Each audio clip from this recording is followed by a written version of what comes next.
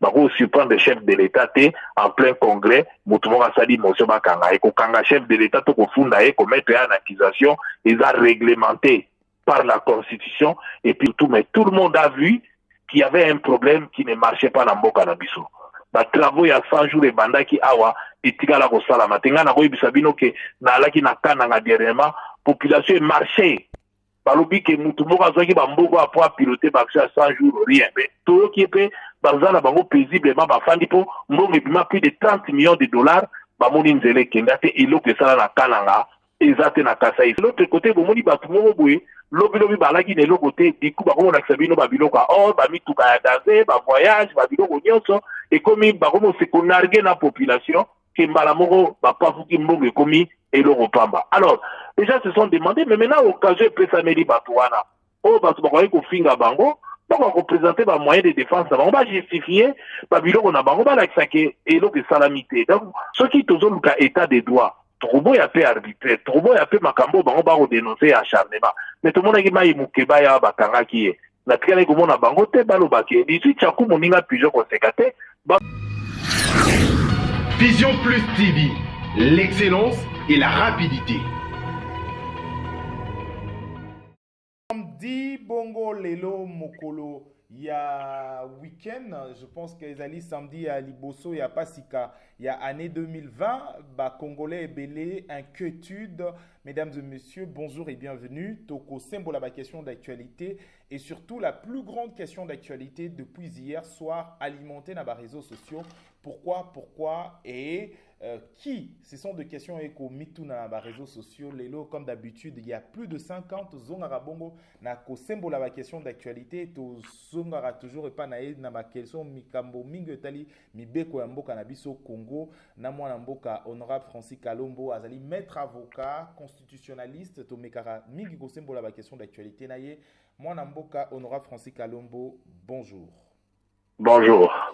Question liboso ezali akoye ba aujourd'hui ba to mingi ba moni bongo na ba réseaux sociaux po ba mona ki on a télé na bilili déclaration il y a président assemblée nationale na présidente plutôt à assemblée nationale na président à sénat oyo ba ko benga na lombango mingi congrès moko o ba ko benga pe ba ko inviter premier ministre mais teneur to likambo ya congrès yango yebani na mte et boti inquiétude na population et belé bongo ozali parlementaire député national et ozali maître avocat. D'abord personnellement lecture nini okosala sur appel oyo ya congrès en urgence pendant que toza en période moko ya crise sanitaire. Merci beaucoup. Je crois que Batounia Sopé juriste c'était constitutionnaliste c'était mais à devoir Nabiso en tant que politicien, en tant que leader d'opinion, tout qu'on éclairer surtout en tant que bateau basé à moi connaissance. Biso tu vis chance quand même il y a autant à droit, il y a vous allez encadré par grand professeur, neti professeur Sambo ou assisté par professeur Aminé neti Banjoli, grand constitutionnaliste on a beaucoup yo. Eh ben on est là pour tout quoi des fois pour répondre. Mais je pense que il faut base à la inquiéter.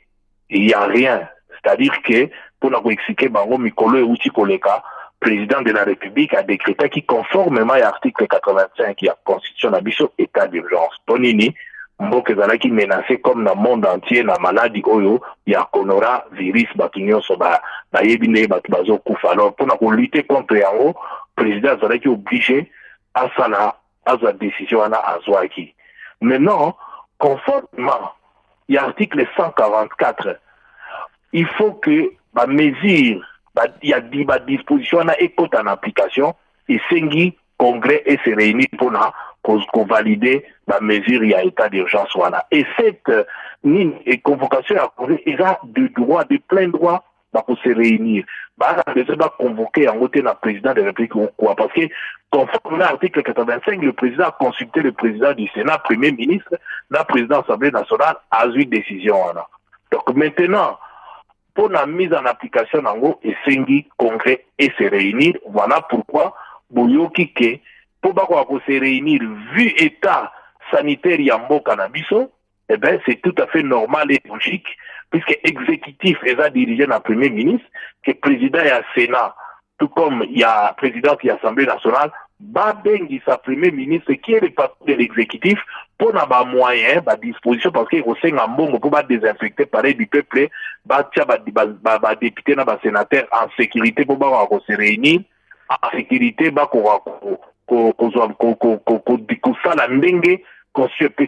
conformément à l'article 144. Donc, il n'y a pas de fait, c'est tout à fait légal et légitime et normal d'ailleurs. Malheureusement, ça n'a pas été expliqué à la population que suite Yawana, suite Nangwezali, il faut qu'il y ait un congrès et le congrès, c'est des droits. On n'a même pas besoin de convoquer Yango et c'est de plein droit que Baza obligé Basana Yango. Ne pas le faire serait violer la constitution. Donc, c'est ça le Tina, il y a congrès à la Batu Bazo Yoka.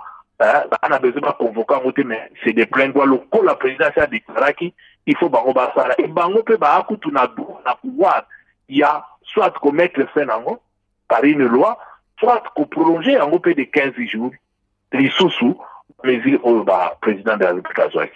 Donc bazan a plein droit ça peut partir encore kokyo benda ba jour et belé au délai à disposition au président Apesaki. Oui, bango article 144 voilà disposition il y a constitution donc ça va même plus loin. Pouvoir il y a pour prolonger donc baza en tout cas na pouvoir va prolonger au de 15 jours mais maintenant pour l'application il y a disposition article 85 donc oyo état d'urgence président déclaré qui et le congrès les a obligés à se réunir de plein droit. Quand on dit des droits c'est-à-dire on a droit au longola droit wana te donc mutako longola bango yango ate mutuka ko la te ko il faut pas proclamer il faut ba bengi sa bango lisusu te. On a besoin de convoquer, congrès et congrès au salama de plein droit. Même ceux qui bazaraki en pleine session de bazar si quoi benda pour la maladie bazar obligé même ceux qui ont une session extraordinaire et comme il a souko ba prolonger mais par rapport il y a état de il y a nini bazar obligé ba prolonger ba sala ba siéger. De l'état d'urgence sanitaire au Mokili Zali Nango aujourd'hui bato ebele c'est vrai que né dans le bac on est bandeli et boti inquiétude bato ba ko banga bato ba ko mituna jusqu'à na dernière ministre ko zape bien noté mais awa mingi bato mususu pe ba ko banga ba ko mituna na kati ya congrès yango est-ce que c'est possible et faisable que un moko ya ba lobeli to parlementaire a télémapé à ça la mention moko d'accusation contre le président de la République. À-t-il présent l'accusation? C'est vrai que l'article de la Constitution de Bisso, et que la décision est à poursuite. Il y a le président de la République qui a mis en accusation à Barreau et ça a voté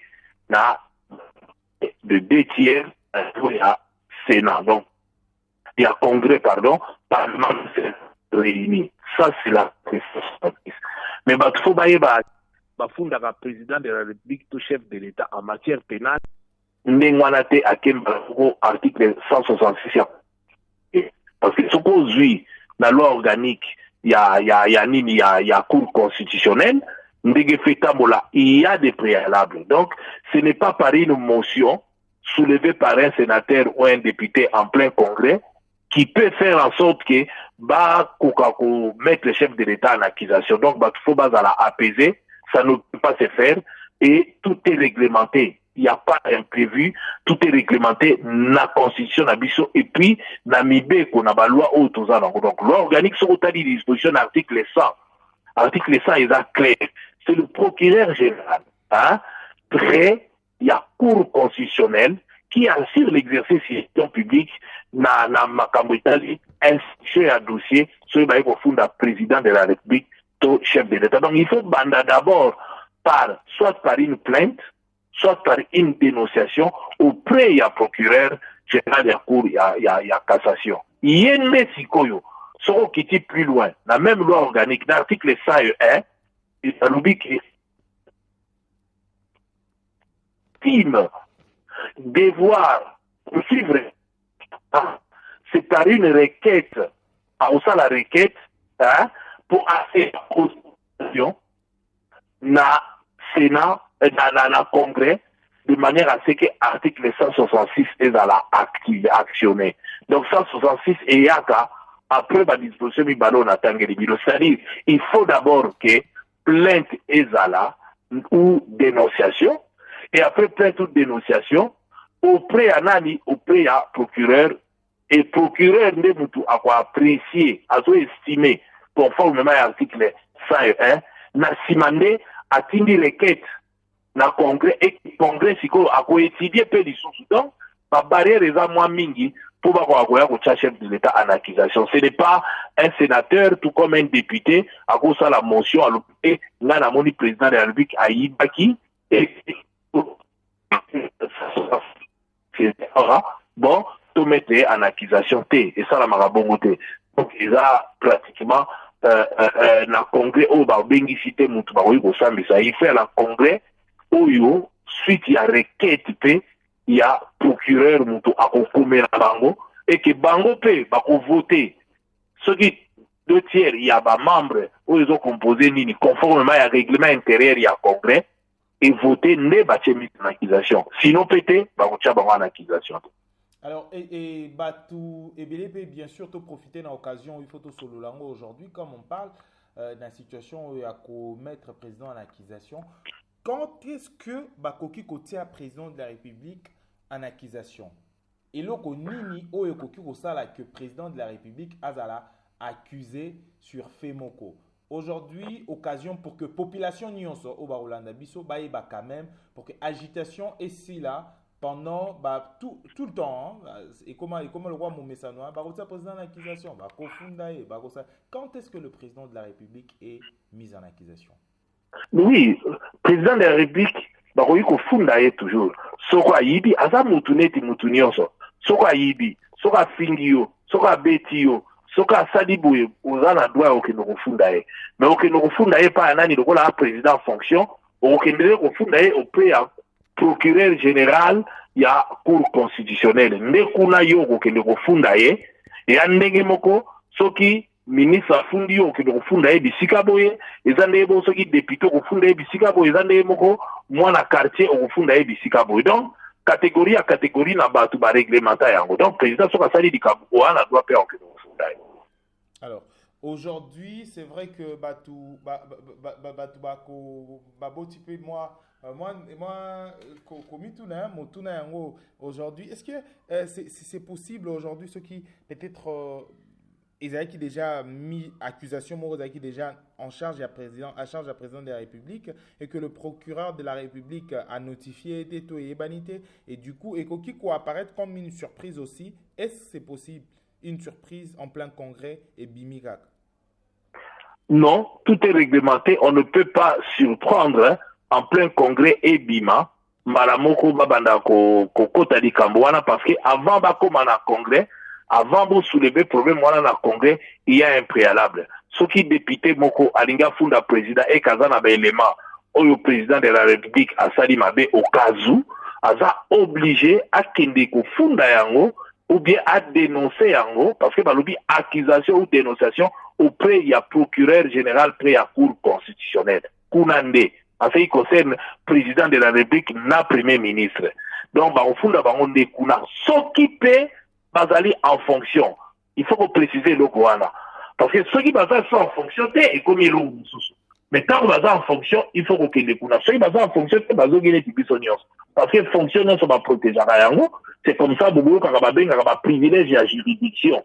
Donc, batuna a privilège à juridiction et que ma protéger à bango. Mais privilège à juridiction, on peut, ils a assorti na handicap pour nous. Yo simple citoyen, les autres, ils va fundio. Vous en avez à la peine, vous en avez même à aucune cassation. Mais bao ba na privilège à juridiction, c'est ba fouiller le roi na cour à cassation, ba musa mission ba la moko abu pia, vous en avez à recourter parce que yo za muto yo, ba zo estimer que ko yiko sala mbeba te. Et que ce ko sali mbeba, ba ko yiko permettre yo o sa maneti muto yo, c'est donc ba ko yiko permettre yo te okende na okende ko sala peine. Donc c'est vraiment difficile mais ils ont privilège, mais privilège en groupe, ils ont na mbeba mususu parce que moyen que nous ça l'appelle exact. D'accord. Alors question Oyo Ezali, c'est vrai Ezali question il y a Baïm Beko Mingi. Vraiment Oyo sur l'arrestation, il y a directeur, il y a cabinet à président de la République.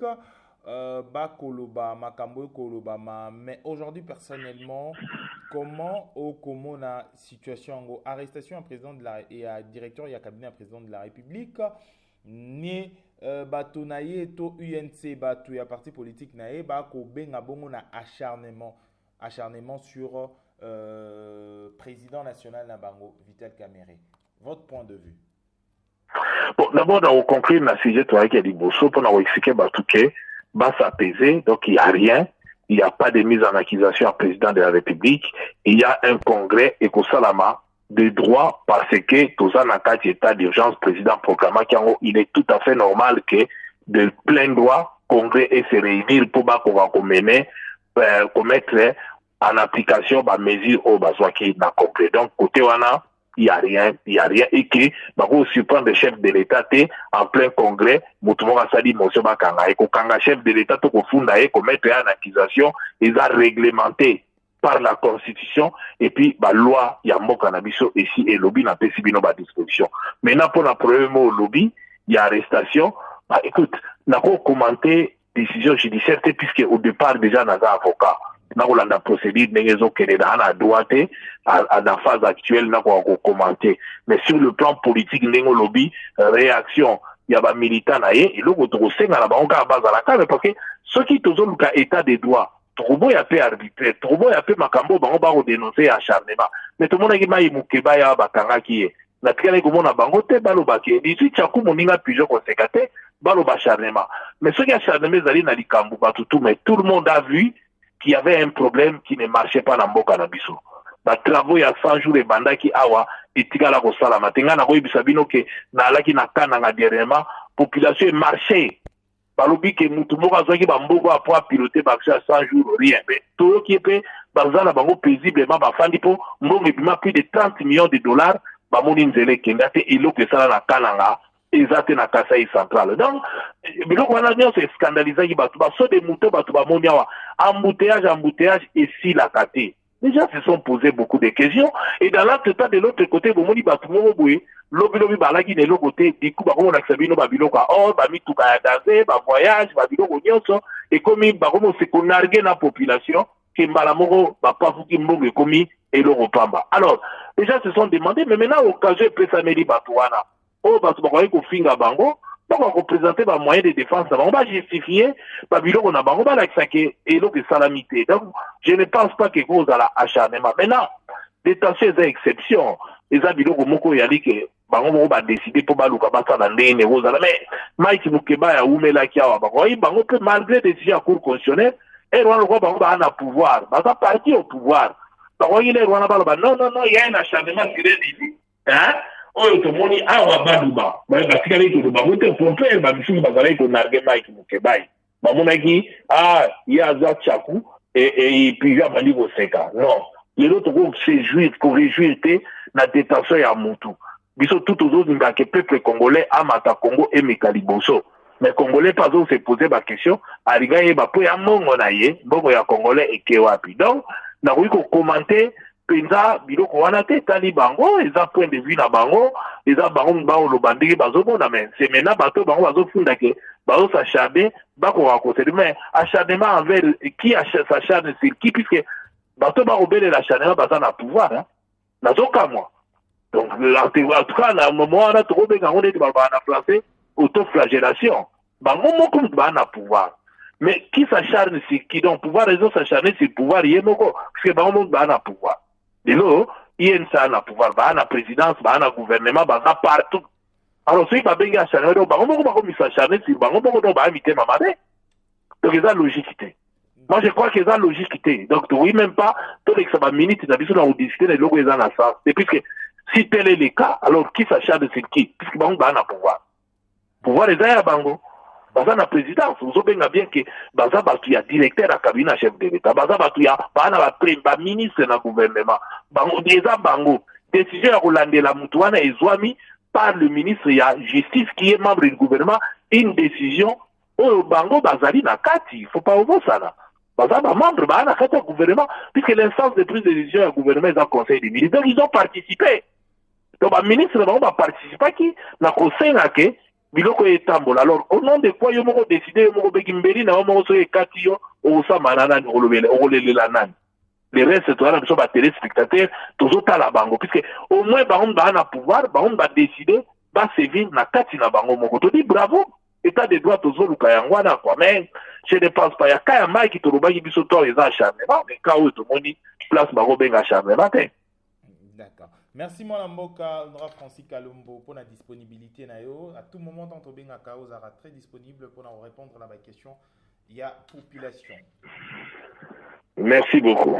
Alors, ça n'est fini pour cette édition, mesdames et messieurs. Bolandi Bissona, Vision Plus Télévision et Congo Web. Merci pour la fidélité, Nabino. Na ngonga bien so bozonga ka bongo koyoka boni mboka na biso e kokende et surtout ba question toko éclairer bino tout simplement na simplement makambo oyo tali ya mboka na biso na